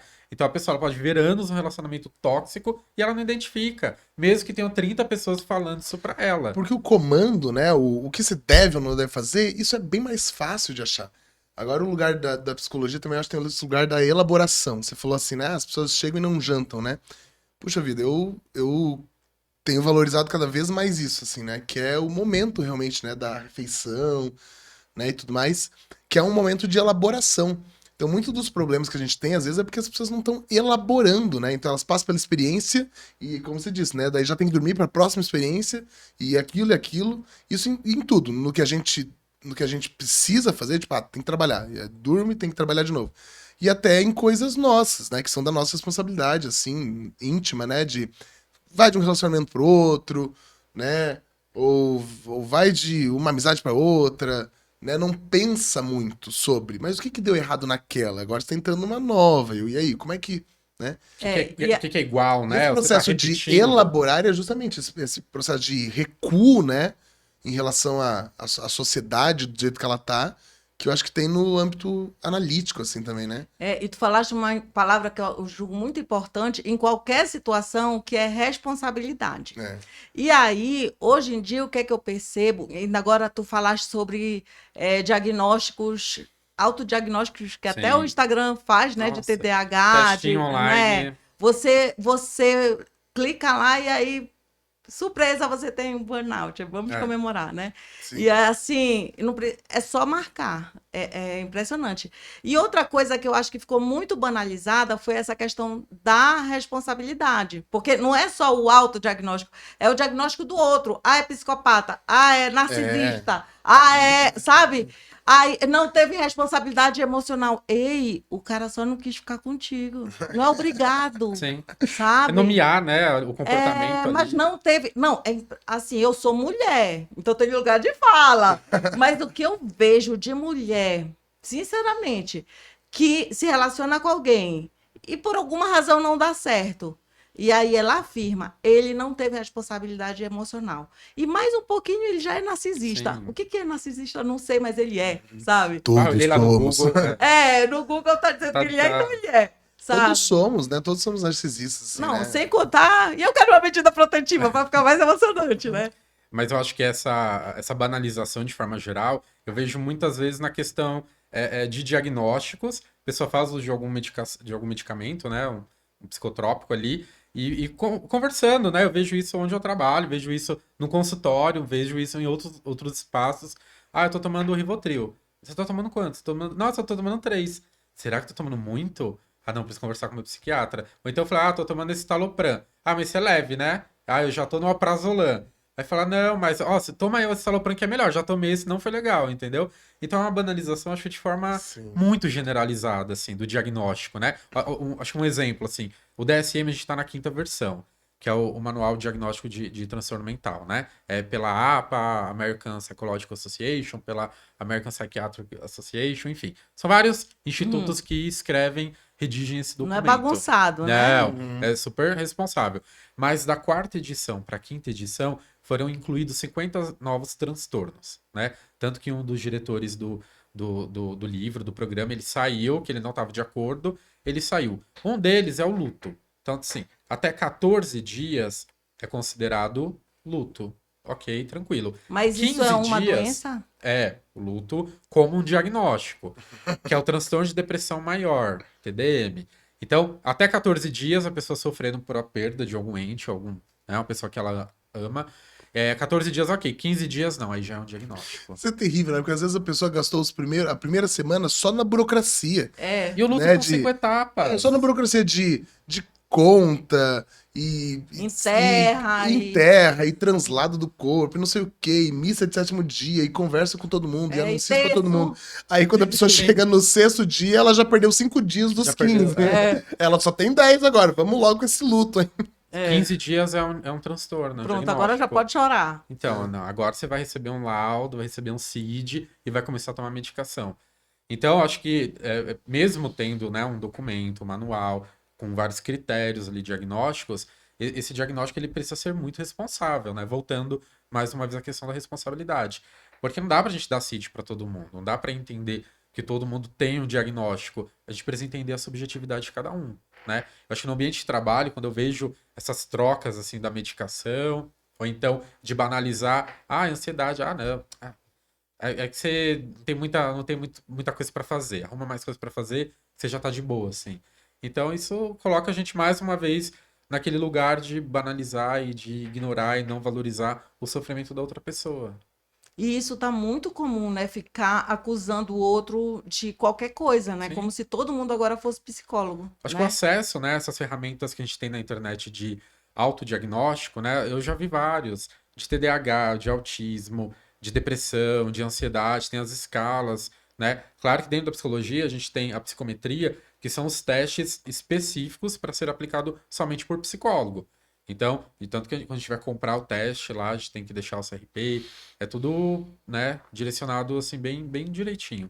Então não é todo mundo que pode aplicar, e são testes que são avaliados, são testados diversas vezes, né? Eles têm uma qualidade técnica, uma qualidade, um embasamento teórico, né? Ele é fundamentado. Não é teste de internet, gente, que dá de não, pelo amor de Deus. Parem.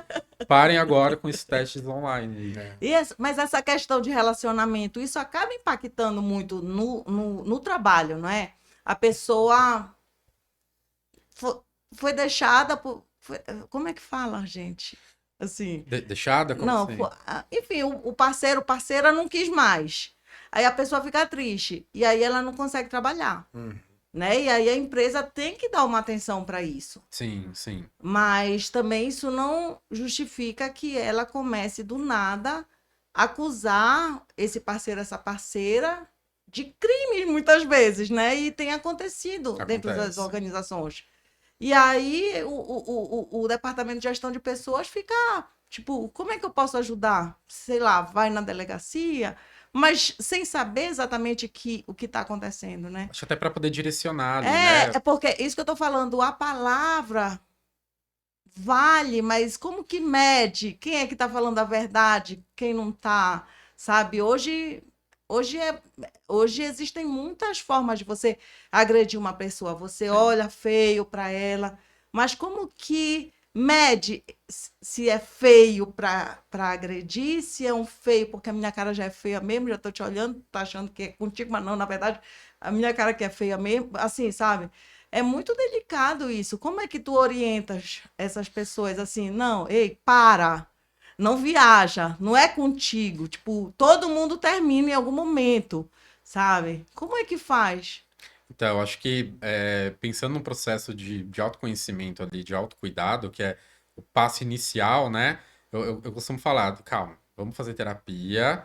Você tá bem? Você tá feliz sozinho? Você tá ok sozinho? Tô, então beleza. Então, né, vou investir no relacionamento.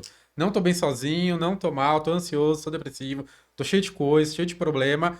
Então, por que você vai investir num relacionamento nesse momento, né? Claro que são coisas que a gente não controla. Eu tô falando aqui, mas eu sei que não é uma ciência exata, né? Eu não consigo colocar isso ali como uma métrica ali e conseguir seguir a risca. É impossível. Mas eu acho que quando a gente tem esse autoconhecimento e esse autocuidado em primeiro lugar, a gente consegue lidar melhor com essas situações, né? Agora, se eu já estou mais fragilizado, eu já estou numa situação que não está muito legal, qualquer vírgula ali vai ser um start para muitas coisas. Eu vou acusar outra pessoa, eu vou direcionar a minha responsabilidade para outra pessoa. Ele não me tratou bem, ela não me tratou bem, ela não teve responsabilidade comigo, enfim. Mas às vezes não, às vezes foi realmente, não quero. E o Não quer manter. relacionamento hoje também existe, eu acho que sempre existiu, né? Faz muito tempo que existe uma grande indústria mesmo, assim, né? De vender o relacionamento como um produto mesmo, né? Então, o relacionamento monogâmico, o hétero, e agora o relacionamento Poliamoroso. homossexual, poliamoroso entrou também na máquina. Então, isso é uma discussão longuíssima, assim, né? Mas em relação a Pink Money e tudo mais, que é isso, né? Tem um tanto que a gente fica com o pé atrás do quanto que realmente a gente tá num mundo novo, porque de repente a marca tal divulgou um casal homossexual lá no cartaz, ou No Dia dos porque, Namorados. né, ou aí porque já- colocou um meme ali no final do e-mail, sendo que às vezes, na verdade, é isso, é só a lógica, né, a lógica empresarial, monetária, né, absorvendo, né, algo da cultura, né, mas para a máquina continuar girando, né? Então, mas o que eu quero dizer com isso também é que nesse lugar também, assim, de vender o relacionamento como um produto, eu acho que a gente acaba, muitas vezes, se perdendo num lugar de falta muito mais as pessoas se relacionarem com elas mesmas, né? Então, descobrir a si mesmas, seu próprio propósito, que é o que a gente tem falado, né? Descobrir o próprio corpo, a própria, né, identidade no mundo e todos os outros relacionamentos que não são amorosos, né? Que é como eu sou uma pessoa melhor com meus colegas de trabalho, como eu sou uma pessoa melhor com, né, Minha família. com a pessoa, com o porteiro do meu prédio, né, com as pessoas, né, sei lá, que eu encontro pela rua, né, como eu consigo trocar com outras tribos, né? Então, né, eu acho que isso é uma das coisas que a gente trabalha muito no... Opa, puxei aqui. Uma das coisas que a gente trabalha muito no teatro tem a ver com isso também, né? Todos os outros tons de relação humana que não estão, né, nesse combo tão fechado do você tem que ter alguém, né? Você tem que ter alguém, você tem que ter alguém, tem que ter alguém, né? Porque é isso, você tem que ter alguém, você tem que ter um cônjuge, você tem que ter um trabalho e você tem que ter, sei lá mais o quê, né? Aí o trabalho não dá certo, né? A culpa é do trabalho, é do chefe, né? Ou você é um péssimo empregado, relacionamento não deu certo, porque eu sou horrível, o outro é horrível. Então, o narcisismo, eu vou falar aqui um pouquinho disso, mas Aí, qualquer ele coisa a gente ele corrige, né? É. Mas eu gosto muito da temática do narcisismo porque, de onde eu entendo do ponto de vista psicanalítico, é isso, é uma estrutura básica do ser humano. O se, né? O se ver, ou até mesmo o se admirar, mas o se reconhecer, né? O se reconhecer no espelho, o se reconhecer no outro, né? E eu sempre falo nas aulas de teatro que existem duas facetas do narcisismo, que é ou muito, que é o que a gente normalmente acha, que a pessoa narcisista ela sai falando eu sou incrível, eu sou maravilhoso, eu sou Superior. foda, superior. E não, tem muitos narcisistas que são o inverso. Eu sou tão coitado, eu sou tão, né, eu sou, né, tão... As pessoas me passam pra trás. Melancólico. Eu sou, meu Deus, o hipocondríaco, né? Eu tenho esse problema, eu tenho aquele problema, Nossa, né? Você clássico, não imagina né? como foi minha vida, né? Então são duas facetas do narcisismo que elas dão uma inflada no eu, seja por uma versão incrível, né, do eu, seja por uma versão totalmente devastada do eu, né? E o que está no meio disso é muito a humildade. A humildade tem muito a ver com você não é acima do outro, não é abaixo do outro, também não é igual ao outro, né? Não é somos todos iguais. Iguais a gente não é. E a gente também não precisa ser superior nem inferior. E isso aí que entra aquela coisa do movimento, né? Porque isso é muito... É toda hora, né? É movimento, não é uma coisa fixa. Eu sou o melhor e pronto. Né? Eu sou o pior e pronto. Não. Tem momentos que você vai apresentar qualidades, tem momentos que você vai apresentar faltas, né? Tem momentos que você vai ter semelhanças, tem diferenças. Mas é isso, é esse jogo de temperando, né, as relações, assim, né? É interessante tu levantares essa questão do mercado, da indústria dos relacionamentos, porque existem muitos colegas teus, tu sabes, né, Lucas, que viraram especialistas em relacionamentos, gente. Sabe, uma quantidade, a gente abre aqui, a internet, quantidade de psicólogo que diz como eu vendo curso, eu sou mentor de como você faz o outro se apaixonar por você. Eu sou mentor Faz um trabalho de amarração psicológica. Sabe? Não, porque você tem que mandar essas mensagens aqui no WhatsApp e depois sumir. Porque você tem... Sabe, antes se relacionar era uma coisa mais humana, não era um manual que tinha que cartilha, seguir, né? né? E pior, além da questão comportamental, existe também a questão física, né? É curso de beijar, é curso de tocar, é curso de fazer as coisas, né, Lucas? E tudo pinta de psicólogo. O mercado tá ruim de psicólogo? Acho que o processo Tá faltando paciente? Não, muito pelo contrário. É que é o que a gente falou lá no início, né? muita gente fazendo terapia para aprender a lidar com as pessoas que deveriam estar em terapia. Mas eu acho que existe um processo de desumanização mesmo, assim, do relacionamento, né? Quando a gente coloca... Gente, comportamento humano não é uma ciência exata. Não é. Não é engenharia que eu faço cálculo ali para conseguir, né, ser bastante assertivo. Não, não é. Não é matemática. Mas é muito mais falando sobre, usando a fala do Léo, né? A pluralidade das subjetividades, não é isso? É isso. É isso que a gente precisa valorizar mesmo. As pessoas são diferentes. E não existe ali o relacionamento perfeito, não existe o relacionamento ideal. Eu acho que é uma troca mesmo, e eu falo isso para todo tipo de relacionamento, né? Até no ambiente empresarial ali, dentro da instituição. Nem sempre a gente vai lidar bem com todo mundo, vai ter um bom relacionamento com todo mundo. Nem sempre eu vou ter o melhor chefe do mundo. Não vou ter. Mas como que eu consigo lidar com a diferença que eu tenho ali dentro daquela instituição? Que eu preciso trabalhar, tenho um boleto para pagar, que eu tenho que estar ali todo dia, né? Como que eu consigo lidar com os meus colegas de trabalho que muitas vezes me tiram de sério? Que às vezes não dá, às vezes, né, minimizam o meu trabalho, ou não compartilham ali das mesmas ideias também. Como que eu consigo lidar com essa diferença, né? Acho que tudo isso é importante. E não existe matemática. Há um tempo atrás eu me peguei lendo um livro chamado Como Fazer o Dobro das Coisas pela Metade do Tempo. Uma coisa assim. Enfim, aí eu comprei o livro, que eu falei, nossa, eu quero ser mais produtivo, quero ver como que eu consigo. Eu comecei a ler e falei, gente, esse livro tá me levando para um burnout. Eu vou acabar adoecendo. Se o dia tem 24 horas, por que eu quero que ele tenha 48 horas para fazer muito mais coisa? Não dá. Né? Eu preciso ser produtivo no tempo que eu tenho disponível, mas no tempo que eu disponibilizei para aquilo, porque senão nunca vai ser o suficiente. Aí o período que eu preciso estar descansando, eu vou querer ser mais produtivo. Aí eu vou colocar mais uma coisa, mais uma coisa, mais uma coisa, e aí eu adoeço. E aí, quando eu adoecer, o que vai acontecer?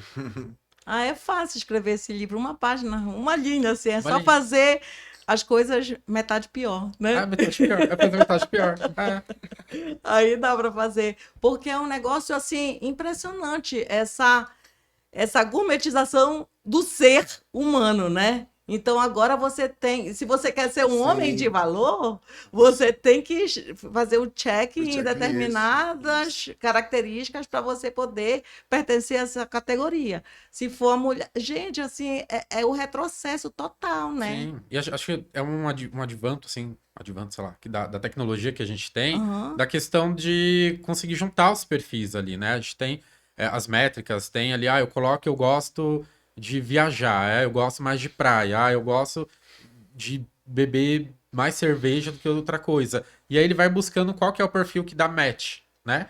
A gente tem isso, a gente tem os aplicativos, a gente tem... A gente computadoriza, né? Isso, é a desumanização que a gente estava falando agora, Esse né? encontro, né? Casual, assim, essa coisa mágica, né? Do encontro, assim. Que antes você encontrava as pessoas na rua, conhecia as pessoas na rua. Hoje, se você entra no metrô, tá todo mundo com o telefone assim, Procurando vendo, outras né? pessoas. Procurando outras Que pessoas. não aquelas. Quando às Que não vezes que estão do seu lado. E o amor pode estar do seu lado. É. Já dizia quem? J Quest. J Quest.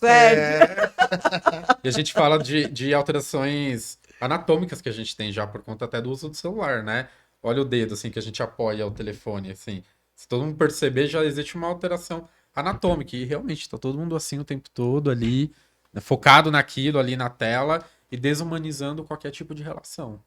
Você vai para academia, todo mundo de fone. Aí você pergunta para a pessoa do lado, como faz tal coisa? A pessoa nem escuta, porque ela tá de fone. Mas eu acho que isso contribui, porque hoje você tem um QR Code que você acessa, aí mostra o vídeo no seu celular como faz o exercício. Então, às vezes, você nem precisa conversar com a pessoa do lado, né? Acho que tem contribuído também, assim. Eu acho que é muito mais um esforço nosso ali, individual, para tentar ir um pouquinho contra esse mecanismo. Eu acho muito interessante essa coisa do DSM também, né? Que você tinha falado antes das pessoas estarem jogando o diagnóstico na cara das outras, né? Esses dias também é uma coisa que é clássica pra mim. Eu detesto ir em restaurante com o cardápio é QR Code, dá vontade de ir embora na hora. Eu acho terrível, assim. Eu tenho até a Michelle, minha diretora, ela brinca muito que qualquer peça que eu faço, eu gosto de imprimir um folhetinho, eu gosto que tenha o nome do elenco, eu gosto de distribuir. Eu sou muito old school nisso, né? Então, quando eu vou num restaurante, que é isso, é um restaurante, não deu o mínimo trabalho de imprimir um cardápio, eu fico, meu Deus do céu. E é isso. E também a questão de reclamação, né? Você teve um problema com um restaurante, uma loja, qualquer coisa, você vai reclamar, né? E é tudo computadorizado. E tem uma coisa que parece que tá sendo dita pra gente, que é isso, o seu problema tá por aqui. Ele já tá previsto. Né? Não é Só folhear, né? não é um problema individual que você teve ali, não é foi tanto isso nem tanto aquilo, não é que o meu pedido não chegou, né? Ou que ele veio, né? Eu quero dizer que não veio tão bom, assim, sabe? Ou que, não sei, né? Então, é isso, né? Às vezes a gente tá com um problema particular, né? Isso eu tô falando no âmbito de reclamação de empresa, né? Né? Que às vezes dá uma angústia, né? Você quer falar com um ser humano, né? E claro, eu acho que isso até ajuda a diminuir um certo nível de assédio ao trabalhador do outro lado da linha, né? Tem muita gente que às vezes liga e vai xingar, vai gritar, né? Mas eu acho que tem um tanto que às vezes você quer falar com um ser humano, você quer que alguém te diga, né? Como é que faz, como é que lida com a situação, né? Que é se sentir ouvido em relação àquilo, né? E pra mim isso faz uma conexão com aquilo, né? De DSM, às vezes tem esse lugar também de o seu problema, relaxa. Você é só mais um na multidão, então, obviamente, o seu problema psicológico já está previsto aqui, vamos ver, né? Está lá na página não sei qual, né? Tome tanto disso por tanto tempo, né? E você estará curado. Então é isso, né? Que momento que a gente parou de ter essa coisa orgânica mesmo, do escutar, né?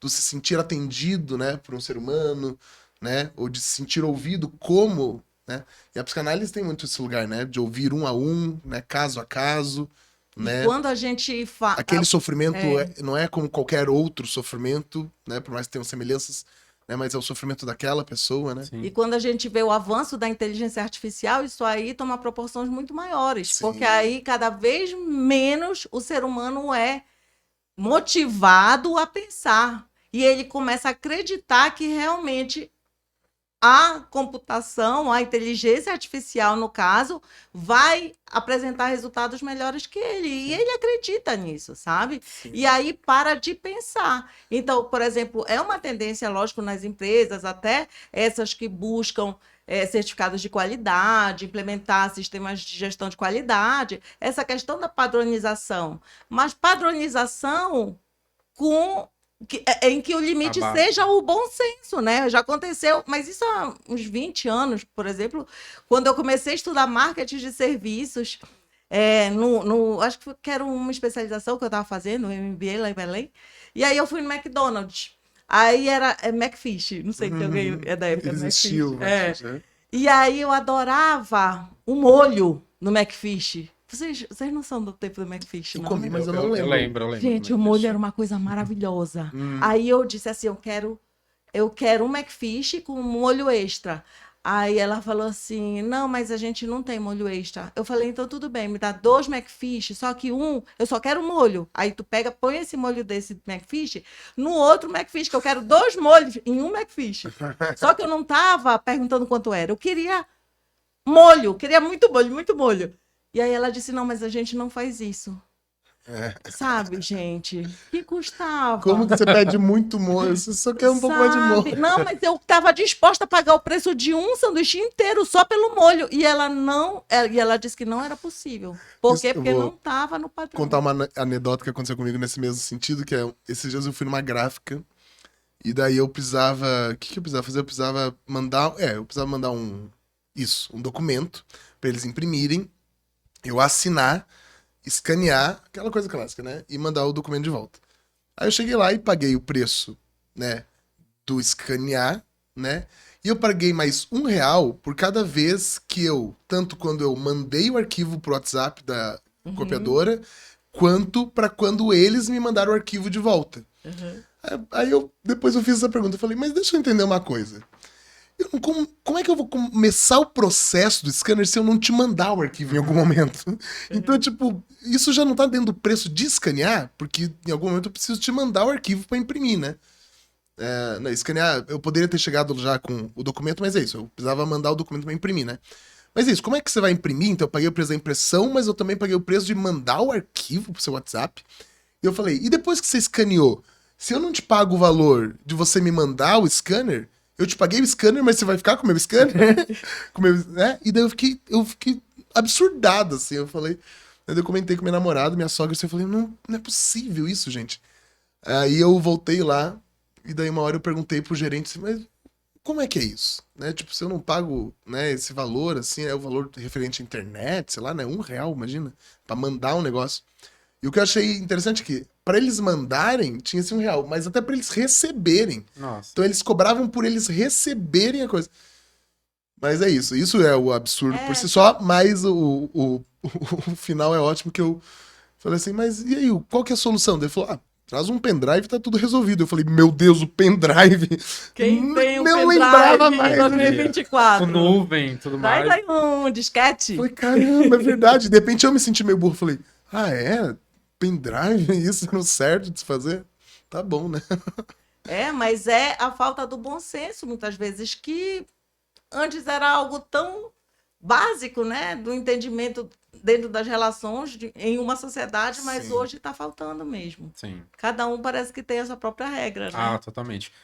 Acho que compartilhando um pouquinho, eu fiz uma viagem agora com meu sobrinho, aí ele queria visitar lá o estádio lá do Real Madrid, aí eu comprei o ingresso pela internet, só que eu não recebi o e-mail de confirmação, só que na tela da compra tava lá o código da compra, tudo direitinho. E eu entreguei pra ele, falei, Pedro, vai lá pra você entrar no estádio. Aí ele falou, tio, a mulher quer o QR Code. Eu falei, mas eu não recebi o QR Code. Mas tá aqui, ó, comprovante da compra. Isso é ótimo. Aí eu fui lá, até lá, falei, moça, não tem, eu não recebi o e-mail. Eu chequei o e-mail, ela não recebeu o QR Code. Mas sem o QR Code não tem como. Eu falei, mas o que eu faço? Você vai lá na loja, não sei aonde, pede pra eles imprimirem, que tem um QR Code Sim. pra ele poder entrar. Mas, poxa... Isso é a questão que a gente fala, que ao mesmo tempo que às vezes você é atendido por uma máquina, às vezes, mesmo quando é um ser humano, ele tá mecanicizado. É. Totalmente. Né? Então você mostra várias coisas. Isso é um clássico, né? Esse exemplo assim de. Mas eu o tô aqui sistema tudo- está dizendo que não. Assim, É. você dá todas as evidências, mas se o sistema disser o contrário, é o sistema que tem Tudo razão. comprova que eu comprei essa passagem, não sei o que e tudo mais, mas se você não tem aquela chave, aquele QR Code, Você nossa. não vai. É. Pois é, gente. Então, assim, já finalizando, porque Com esse reclamações assunto, do Procon. Começamos a saúde mental e terminamos no Procon. Sim. Fala aí, Lucas, como que faz para te achar, para se tratar, né? Vai te tratar garota, Vai te tratar principalmente Dancinha, neste final de ano, né? Porque realmente às vezes bate aquela bad, Bate. né? Então fala aí como que faz para te achar e depois o Léo, inclusive faz propaganda Vou da fazer tua propaganda da peça que peça. está em cartaz. Vamos. São convidados. Bom, gente, pra me encontrar pela rede social, Lucas Carmo, é o Instagram, Lucas com K, né? E eu faço atendimento tanto privado, né? Geralmente durante a semana e alguns horários presencial aos finais de semana também. Mas assim, eu acho que o recado, assim, pensando na questão empresarial também, né? Existe um programa aí público que é o Centro de Referência de Saúde do Trabalhador, CRST. Então, para quem estiver em alguma instituição com algum problema de saúde mental, que precisar de apoio, precisar de suporte também, existe o CRST. Aqui na cidade de São Paulo tem um em cada região. Então, vão até lá, tem psicólogo, tem departamento jurídico também, para quem precisar de um apoio também. Então, acho que é válido divulgar, é importante, é um serviço que está ali, é para ser usado. Então, cuidem da saúde mental de vocês. É Muito isso. bom. Muito bem. Agora o Léo. Léo, fala também do trabalho que tu desenvolve nas empresas, até para Sim, promover claro. essa humanização, né? Sim. E desenvolver as habilidades interpessoais, muito importante. Uma coisa, eu trabalho muito com improviso teatral, né? Então, além de fazer teatro empresa, de poder ser contratado tanto para fazer uma facilitação, às vezes, de uma mensagem que precisa ser passada para a equipe, ou às vezes momento de descontração, entretenimento para todo mundo, ou, às vezes para facilitar uma mensagem de uma cipate até mesmo, por exemplo, né? O improviso como uma prática mesmo, né? De um grupo fazer uma aula de improviso, por exemplo, é algo muito benéfico, porque faz as pessoas tanto se escutarem mais, ficarem mais proativas, né? As pessoas ficam mais criativas, né? Mais felizes, né? Libera serotonina, libera dopamina, as pessoas ficam mais interessantes, inclusive, né? Então é isso. Eu dou aulas de improviso, né? Dou aulas de teatro e improviso. Se você quiser me procurar, você pode me procurar pelo meu Instagram pessoal, que é o Léo Castilhos, pessoal e profissional, Léo Castilhos.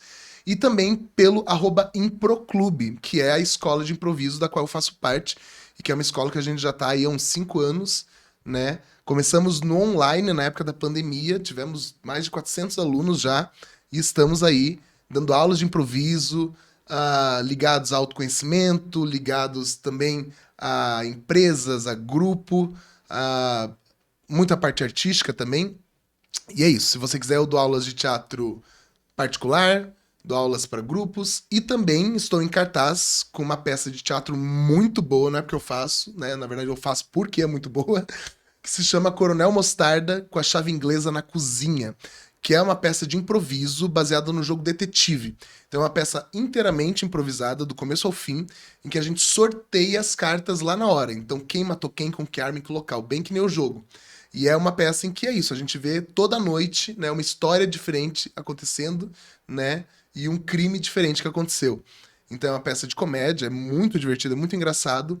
Tá todas as sextas agora, então a gente ainda tem mais 3 sextas, agora dia 29 de novembro, dia 5, que na verdade vai ser uma quinta especialmente, de dezembro, e dia 13 de dezembro. A gente tá em cartaz às 8 horas da noite no Teatro Ruth Escobar, lá na Brigadeiro Luiz Antônio. Quem quiser, o ingresso, a inteira tá 80, meia tá 40 e eu tenho ingressos promocionais também. Então, se você entrar em contato comigo pelo @LeoCastilhos, eu posso falar com você sobre ingressos com desconto. É muito legal essa peça, eu não perderia por nada. E eu já vi milhares de vezes a peça. Muitas vezes. E o interessante é que cada vez é uma peça diferente. Totalmente Legal. diferente. Porque é Totalmente. totalmente São os personagens clássicos. Eu sou o Coronel Mostarda, inclusive. Tem a Mademoiselle Rose, o Professor Black, o Senhor Marinho, né? E todos eles ali vão desenvolvendo diferentes relações, diferentes plots, diferentes histórias, né? Dependendo também das sugestões da plateia. Então é a peça de improviso com mais interação da plateia possível, assim. Então você vai lá e você pode criar suas teorias, falar por que você acha que esse matou aquele. É diversão pra família inteira, assim. Então, muito obrigada, Léo. Obrigado, Muito obrigada, Obrigado. Lucas. Daqui a pouco a gente faz a nossa sessão. E mais tarde tem aula de teatro. É, e aí eu agradeço também a cada um que dispôs do seu tempo para poder nos acompanhar e falar que realmente esse final de ano, o nosso desejo aqui é que todo mundo tenha um final de ano muito feliz, com muita saúde mental e que ninguém tenha que esperar até o janeiro branco para poder cuidar da sua mente, porque o psicólogo está aqui, o professor de teatro e artista que também pode bater papo com vocês, para vocês descobrirem de alguma maneira aquilo que faz bem. E é como o Lucas falou, é experimentar, porque a vida está aí, com milhares de opções para a gente ser feliz, então a gente tem mais que experimentar e fazer bom uso dela. Muito obrigada!